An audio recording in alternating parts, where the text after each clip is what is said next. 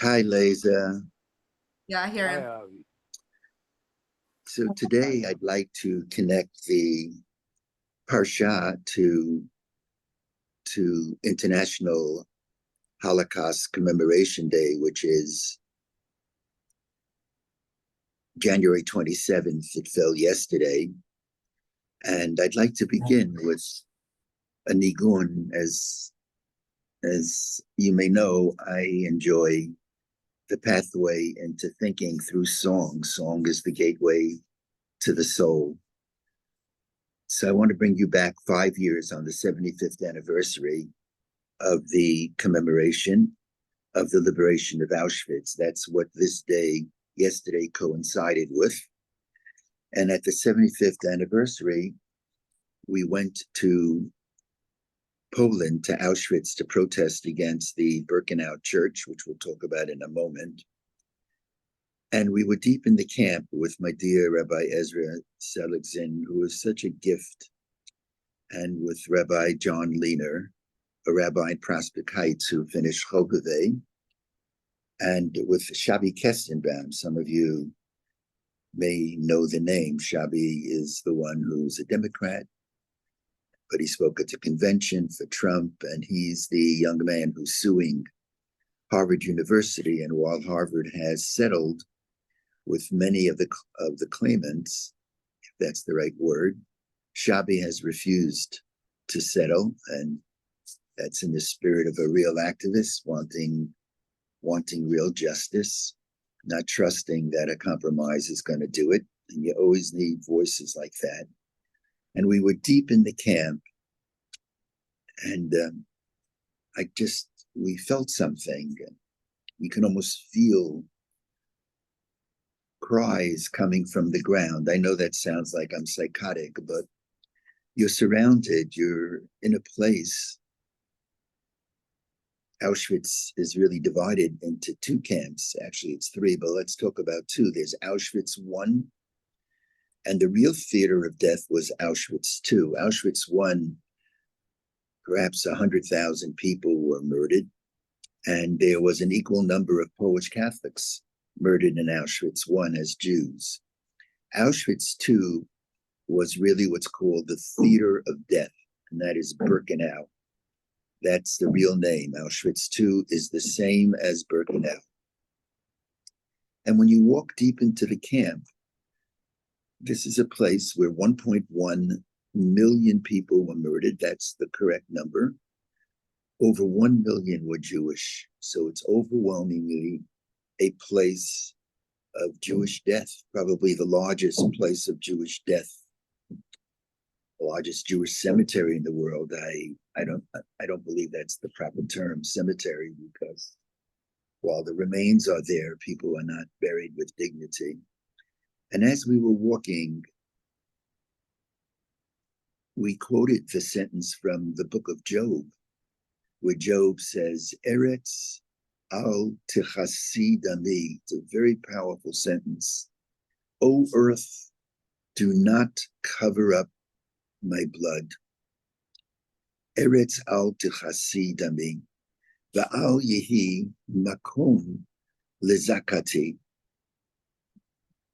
O earth, do not cover up my blood, and let there be no stilling of my outcry. And literally, I'm not sure how a nigun came to us. And so I'd like to begin by playing this nigun, which takes about 4 minutes. But into the nigun, I hope you can hear and feel the emotion of a wailing, of a crying. And then the last part, which is the third part, the idea of moving from the words into the melody, it's to literally hear the wailing, to hear the sighing and the wailing and the cries that go beyond words. So this is the humble nigun. I'm very grateful to Noah Solomon, great musician. He plays with Soul Farm. He's a brilliant guitarist, has a beautiful voice. And as much as I love to sing with all of my limitations throughout my life, my voice no longer I no longer can do that. My voice truly has changed, and I'm so grateful to Noah for making the musical arrangement, and whatever is good about it is he deserves the credit. So let's listen to the Nigun, and that'll segue us into our discussion for the next 20, 25 minutes, and then we'll open it up.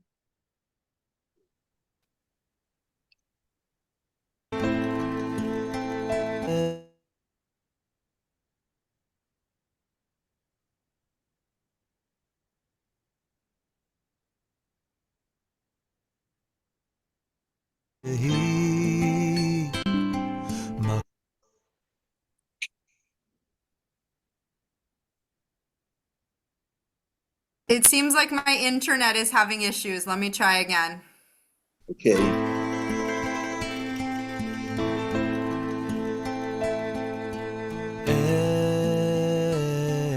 ארץ על דחסי דמי ואל יהי מקום לזעקתי היא ארץ על דחסי דמי ואל יהי מקום לזעקתי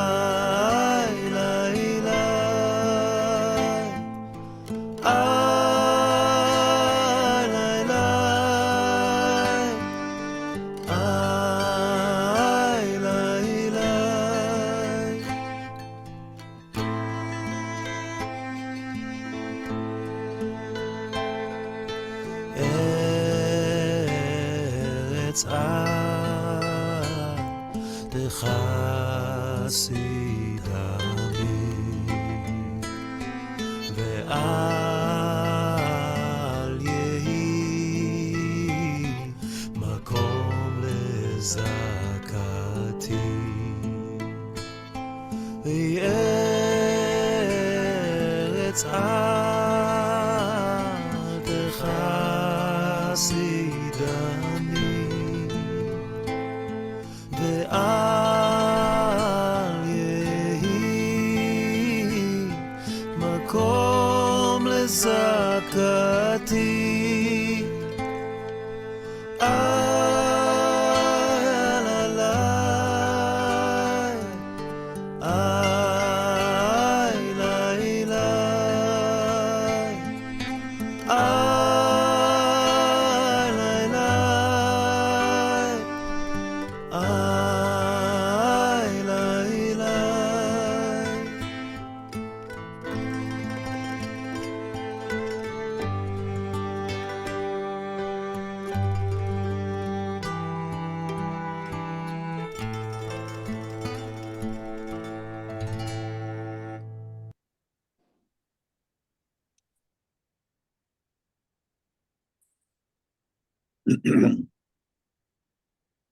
First, a word about the Birkenau Church and what our concern has been. Now it's more than 30 years. It's much more than 30 years. It's almost, when we went to the first convent and climbed the fence, that was in 1989. That's almost 40 years ago, 35 years ago, 36 years ago. But this is a worse violation. And the concern that I have, just recalling when we were deep in Auschwitz, wherever you're standing, you'd look up, and the church of Birkenau is such an imposing building, large crosses at the top of the building. And it looks as if the crosses are protecting the camp, almost as if that they're protecting the souls of those who perished.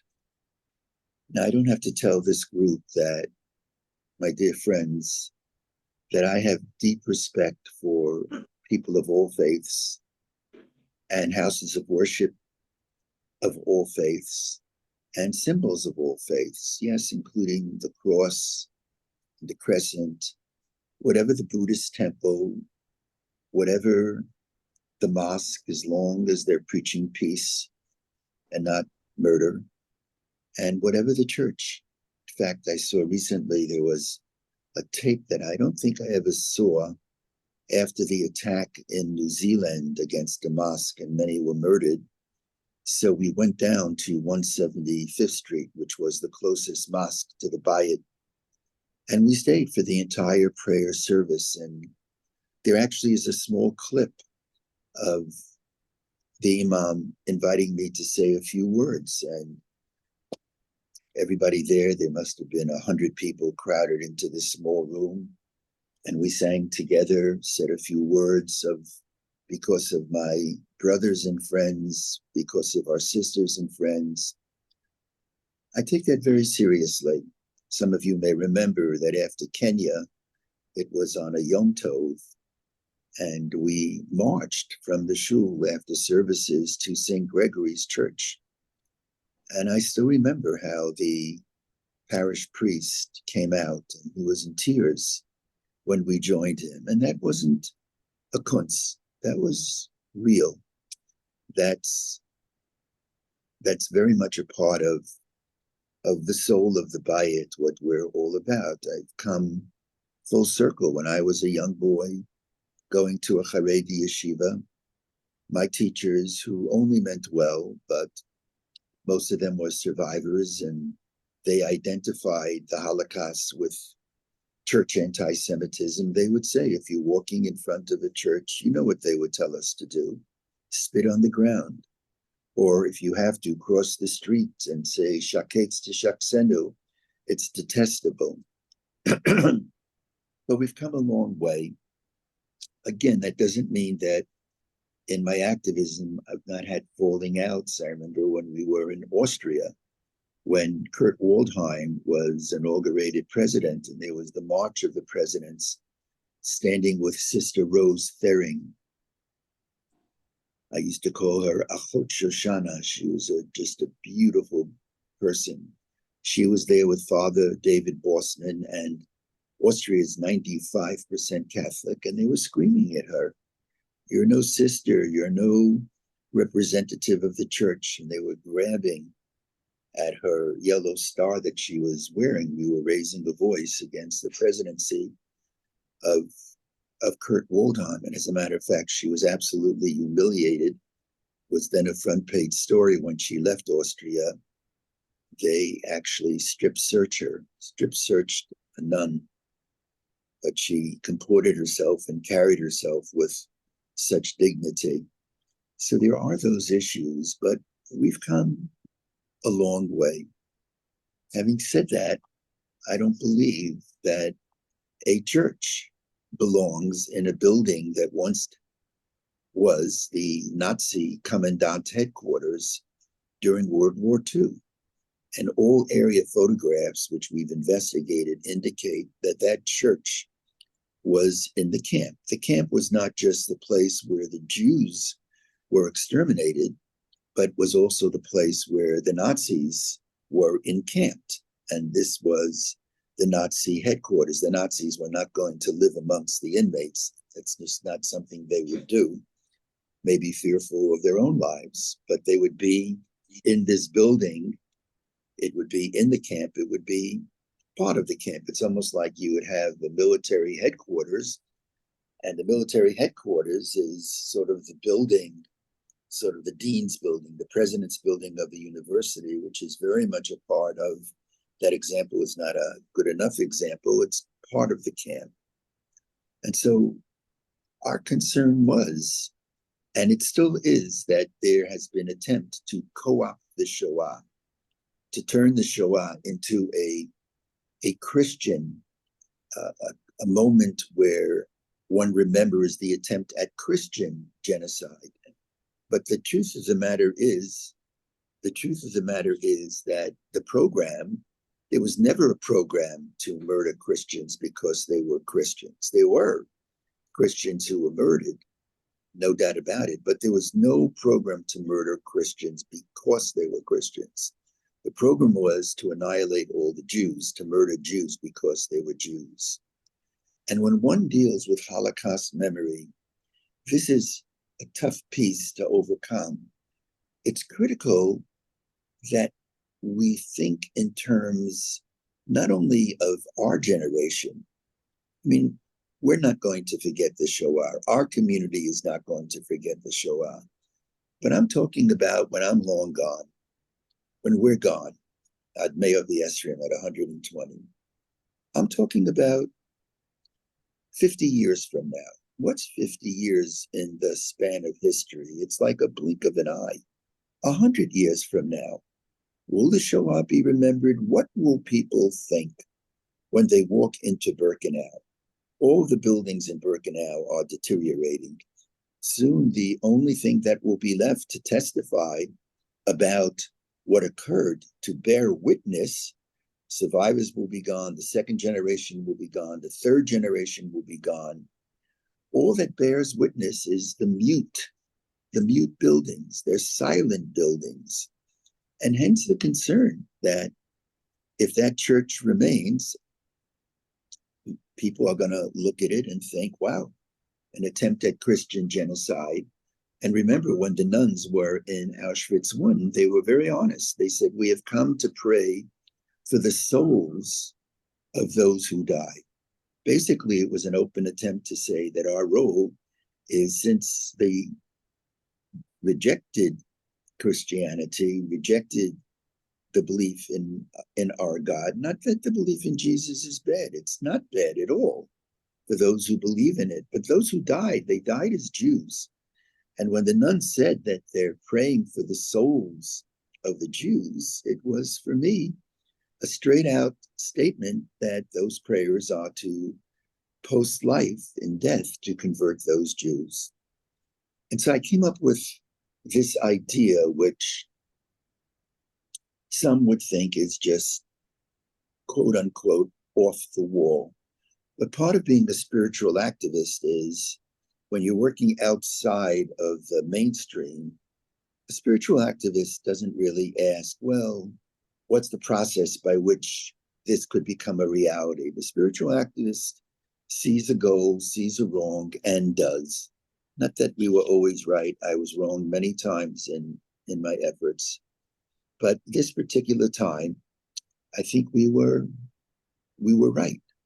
And so in yesterday's daily news, and I'm very grateful to the editors who have been very, very kind to me. They ran that piece about Shuma. I know that was a controversial piece, but I have deep, deep problems with Shuma to this day for all the reasons that some of you may know. And did they get back to you? Unfortunately, it didn't make the cut in the Wall Street Journal. But I'm very pleased that it went beyond the Jewish community and it got a little bit of traction. And so here's what I write. This is from yesterday's paper.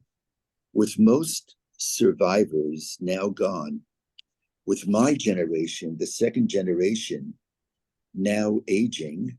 Actually, I'm in the third column if that comes up. Soon, the greatest evidence of this horrific chapter of Jewish history will be the mute voices of what remains standing in the camps. With Auschwitz-Birkenau under the control of Poland, a country where anti-Semitism tragically continues to raise its ugly head, there is great concern that Shoah memory will be distorted. And so I offer here a bold but fair suggestion, and this is the suggestion. In France today, there are cemeteries containing thousands of heroic American soldiers who perished defending American soldiers who perished defending America, Europe, and the free world from the Nazi onslaught.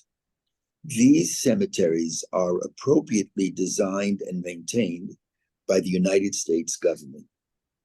In a similar vein, Israel, the place to which the majority of Holocaust survivors fled, where most of the Holocaust second and third generation live, and where half of world Jewry are now citizens, should become the keepers of the camps, especially the largest of them, Auschwitz, and most especially Birkenau. Israel should maintain them so that the ashes and memory of the Jews murdered there will be forever protected. History demands no less. And the last paragraph reads, the Birkenau church should be moved to the nearby town of Brzezinka. I'm not saying that it should no longer exist. It should be moved a couple of miles to prevent any future confusion about who was murdered in Auschwitz.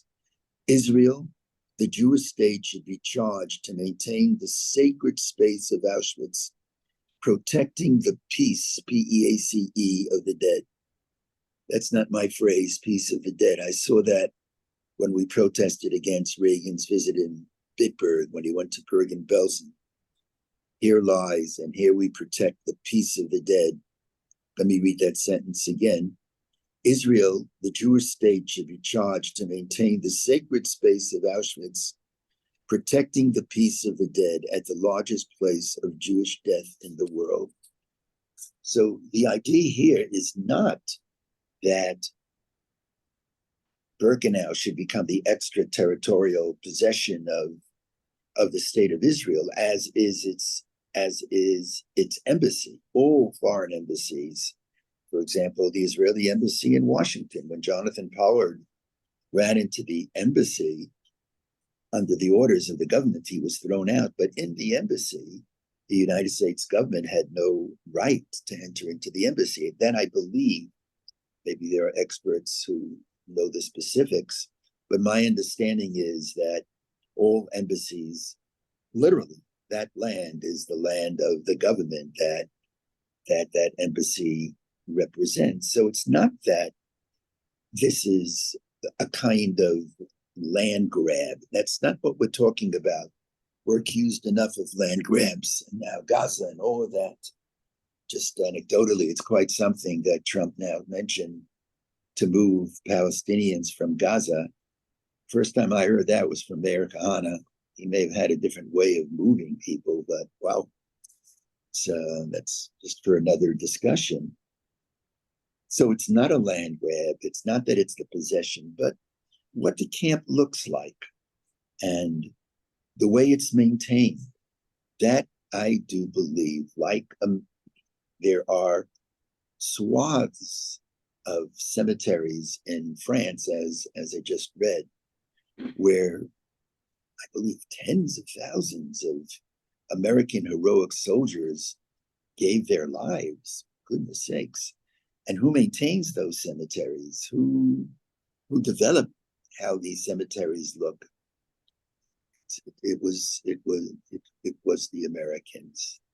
So yesterday, on that August 27th, I wanted to vote my words this morning to memory, but not to short-term memory. Short-term memory is very important, and heroic survivors, after many years of not being able to talk, and frankly, people were not prepared to listen after 1945. It was just too much. But, led by the Elie Wiesels of this world, I believe by the Rabbi Yitzhak Greenbergs of this world, a difference has been made. There is Holocaust education. But as we all know, there's a recent survey, more than 50% of the world doesn't even know what the word Holocaust means. I think that number actually is much larger. So for long-term memory, that's the suggestion that we made on the very day of commemorating the 80th anniversary of the liberation of Birkenau. By the way, that liberation was not by American troops. It was by and large by Russian troops. And I want to point to one other point of memory that I think is very, very critical, and it actually comes from this week's portion. Here I'm dealing with restitution, with reparations. That became, in the very early 50s, one of the first clashes in Israel between two different camps, very powerful clashes. I believe on one side was, I think it was the Ben Gurion side. Estelle may know much better than I do. He certainly was involved. And as Prime Minister of Israel, he said, we should accept reparations from Germany.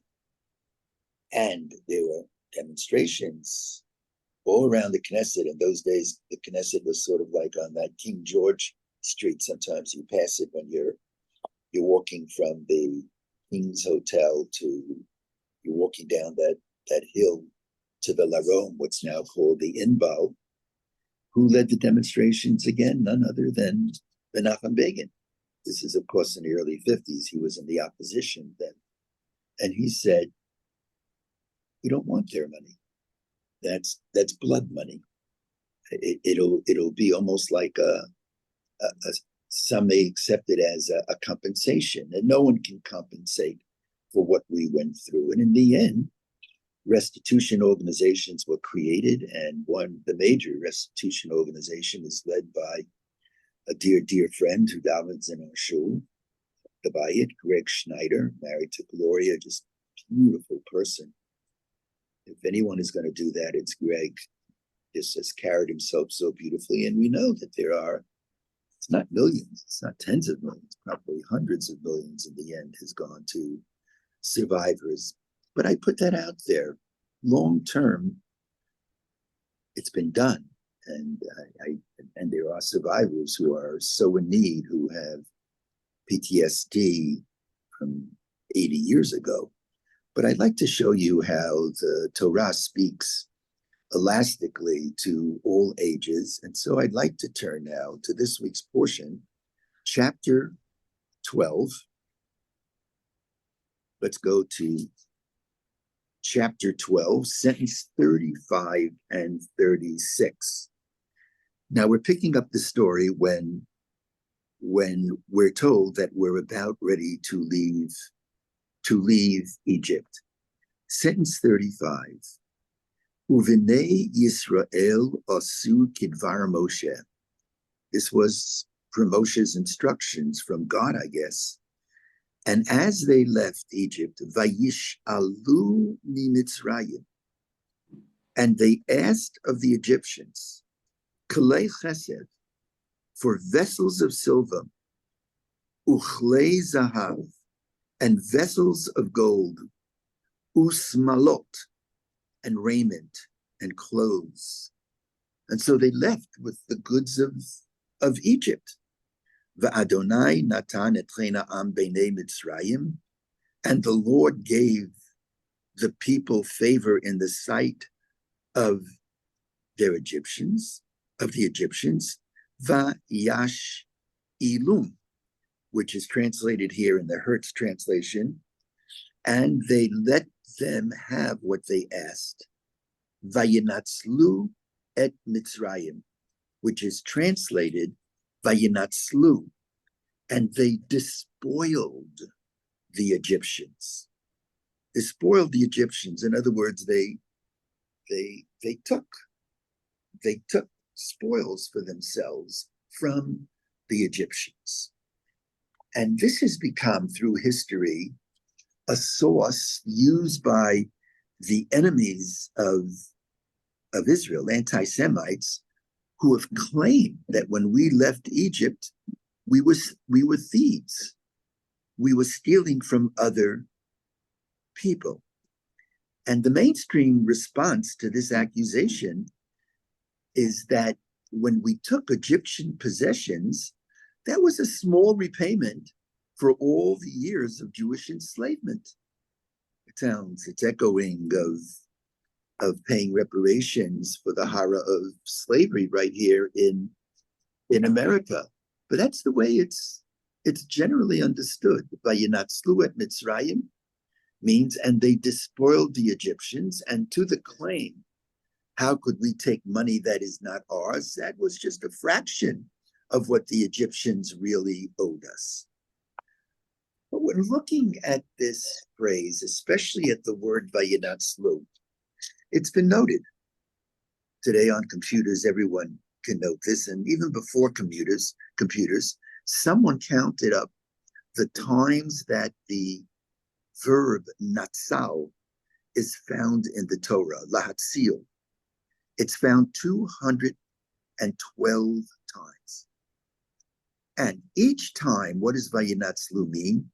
And they saved the Egyptians. And they saved the Egyptians. Well, this translation seems to be a deflection. This doesn't say, and they saved the Egyptians. It says, and they despoiled the Egyptians. When you say saved the Egyptians, it means that the Egyptians were gaining. When you say despoiled the Egyptians, it means that the Jews were gaining. And it is here that the first time I've seen it in our literature is the beginning of the 20th century in Germany. There was a commentator, Bino Yaakov, and he was enamored with Germany. You know that at the end of the 1800s, the beginning of the 1900s, there are prayer books. And in the front it says where the prayer book has been printed. This German prayer book, it would say it's printed in Berlin, today's Jerusalem. Berlin, think about that. Today's Jerusalem. This is just 20 years before World War I. It's 40 years before World War II.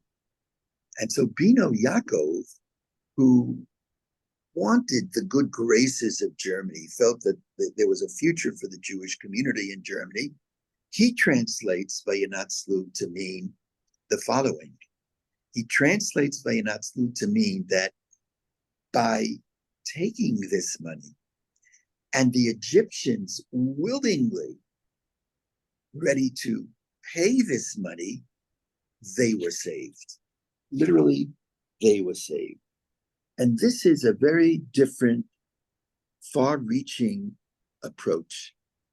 What this is saying is that perhaps the Jews did not take anything from the Egyptians at all by force, but possibly the Egyptians, upon the request of the Jews, willingly gave of their property as a way of atoning for their misdeeds.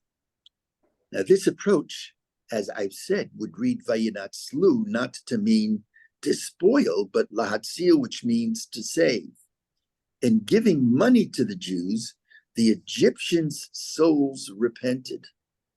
The Egyptian souls repented, and in some small way were saved.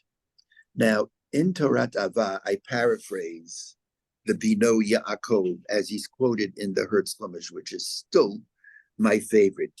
In Torat Avah, if you have it, it's on page 37. It's the fourth paragraph. And here's what it says.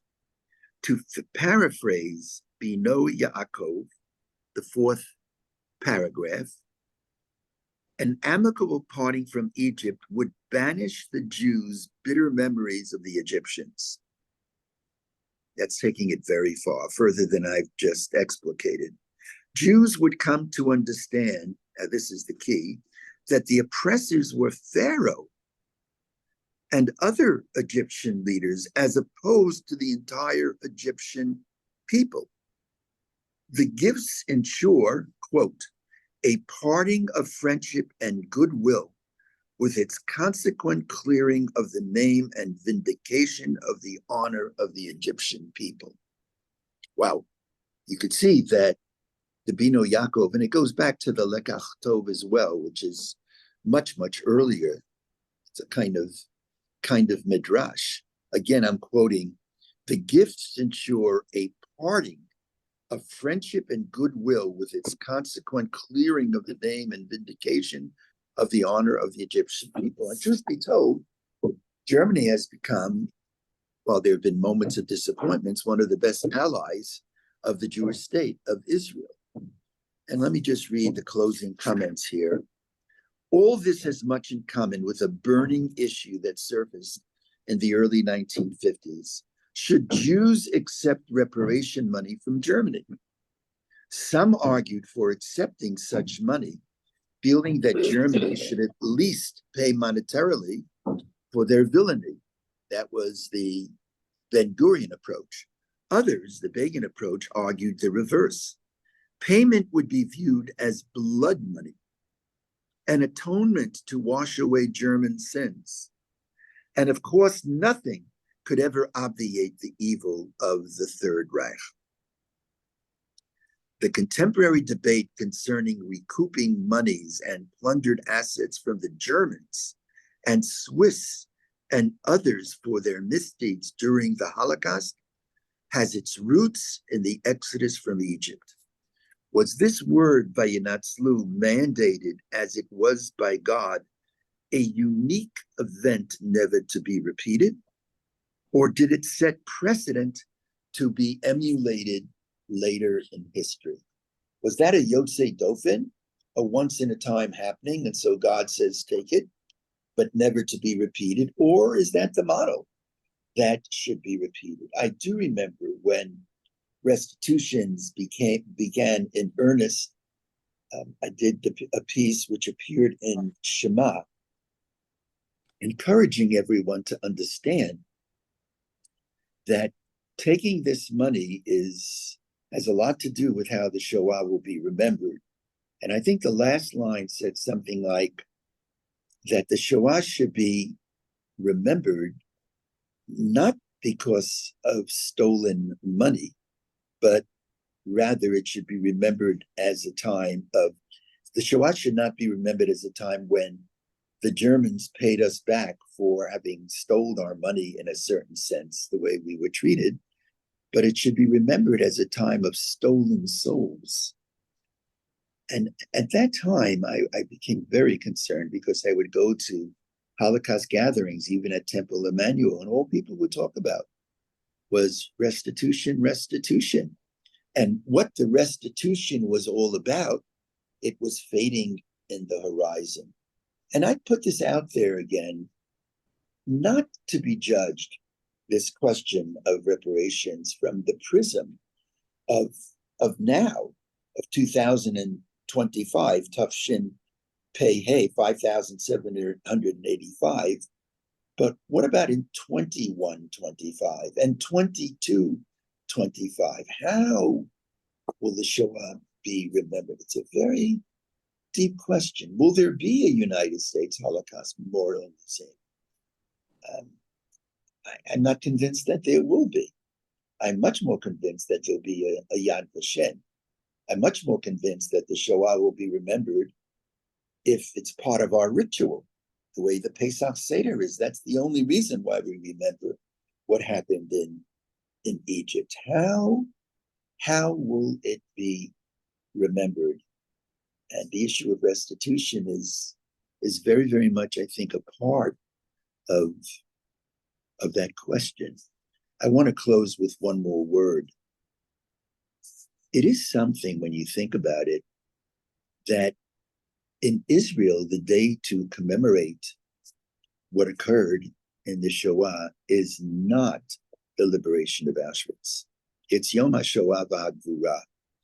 And actually, there was, as you can imagine, tremendous amount of debate when Israel came into being, what should be the day of commemoration.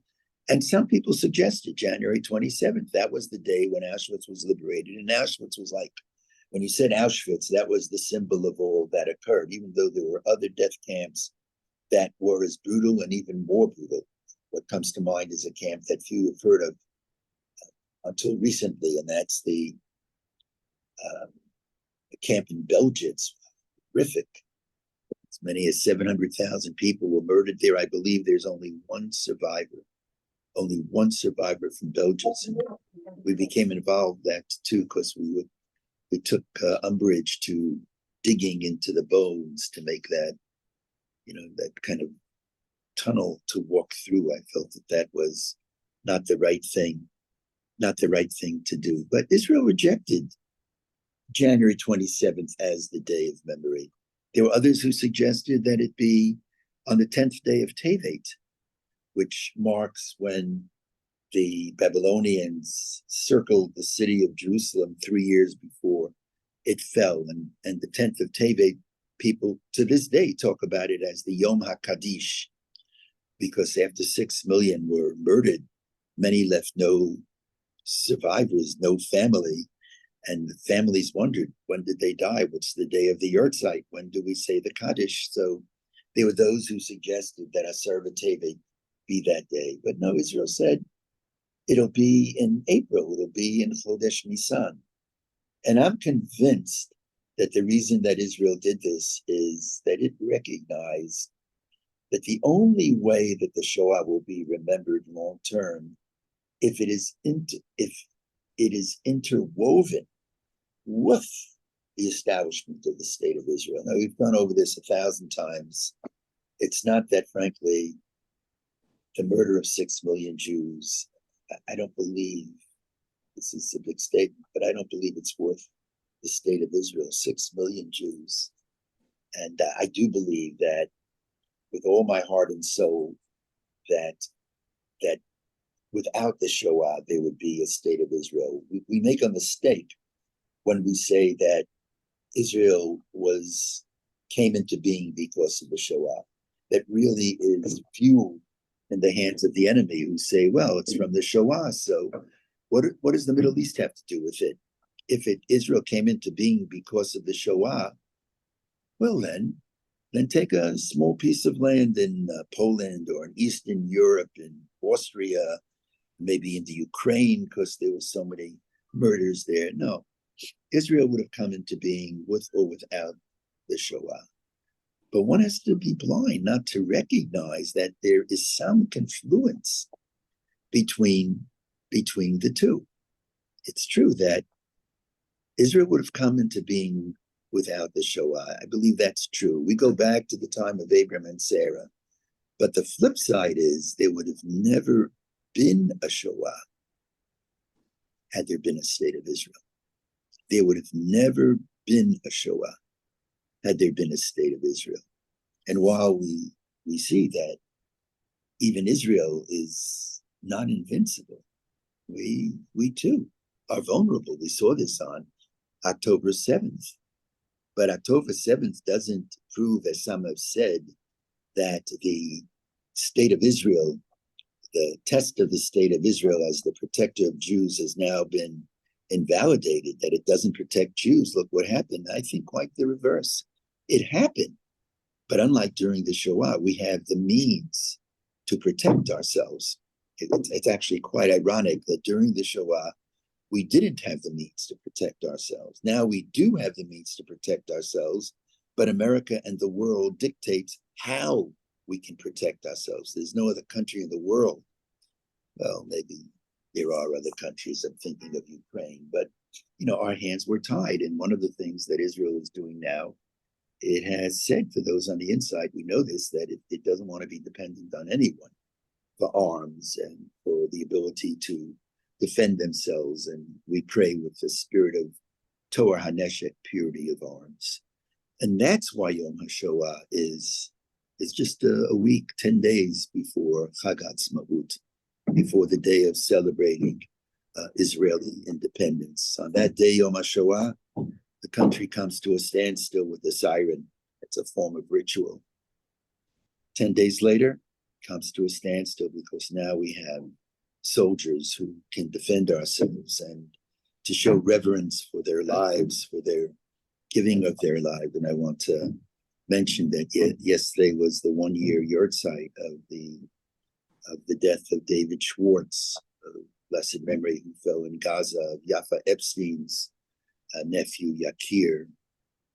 These are hard moments. And so these are the 3 thoughts I wanted to leave with you related to Shoah memory. Just to summarize, our first thought was, and all under the headline that, we have to really think through very carefully when we think about memory. Think not just short-term memory, but long-term memory. And as it relates to long-term memory, what Auschwitz is going to look like, Birkenau, 100 years from now, is going to go a long way in dictating how we view memory. And secondly, restitution. I know restitution has been taken, but that was a very big issue. Of course, it's been taken. So God bless those who've been involved with that. But like anything positive, there's vulnerability. And the third piece is how the memory of the Shoah, not that the Shoah was worth the state of Israel, but there is an interlacing. And one of the greatest response to the Shoah, I think, is a strong Jewish state, a strong state of Israel. With that, I'm going to stop.